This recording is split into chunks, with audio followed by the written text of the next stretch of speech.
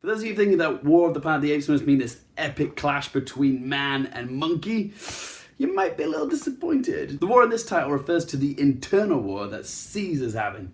And my god, is it good.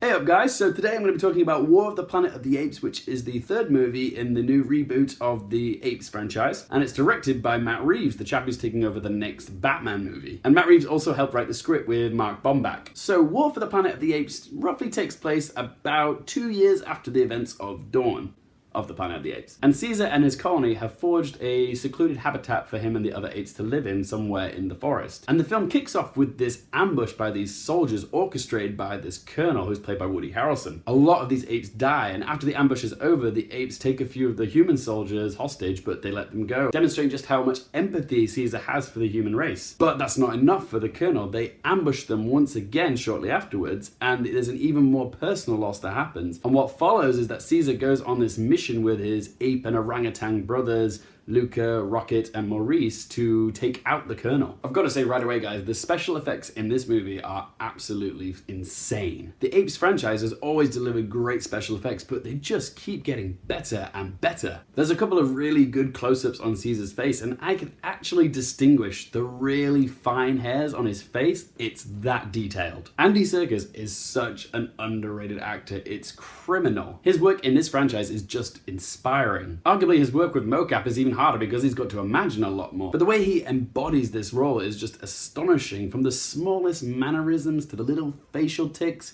to even how much he conveys through his eyes. It's just wow. And yet he's really mastered the craft. I said previously that the war in the title of this movie refers more to an introspective war that Caesar is battling with himself. Haunted by visions of his former nemesis Coda, Caesar's journey to take out the colonel offers the viewer more than just a simple revenge plot. It's an existential battle offering ideas about morality and compassion, and showing us that line between man and beast. And Woody Harrelson's colonel makes for a really compelling villain. He gets a scene where he actually explains to Caesar his motivations for his genocidal cause. It brings more dimensions to his character, but it also has bigger implications for where the Apes series might go. Harrelson channels a similar energy as Colonel Kurtz from Apocalypse Now. And whilst we may not agree with his motivations, we do understand them, which is what makes his villains so complex and interesting. He's an antagonist with a lot of depth. So let's talk about the negatives in this film. There were a couple moments in the script where the plot developments just seemed a little bit too convenient for my taste. You know those moments in movies where a character goes, "Hey guys, look what I found," and whatever it is they found just simply serves as a means to push the plot along? That happens here. It doesn't feel organic, it just feels very obvious. Also, the third act of this movie is set at this quarantine facility base at the Sierra Nevada border, and it serves as a prison for the apes that the colonel and his army have captured.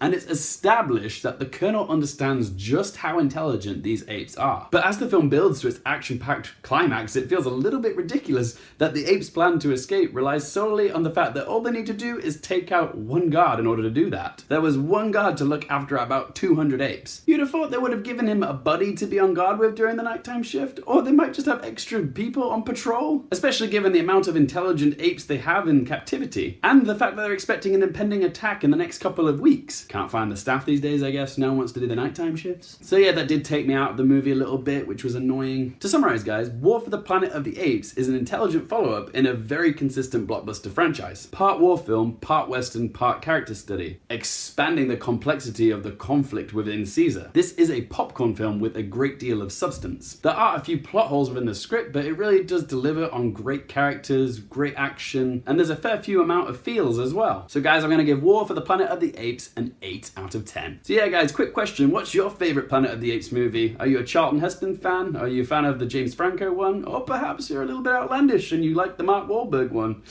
No right or wrong answers, there's a wrong answer. Tim Burton. Excuse me. Thanks so much for watching, guys. For more things related to movies, TV, and popcorn culture, I'm Luke Hearfield, and I'll see you next time.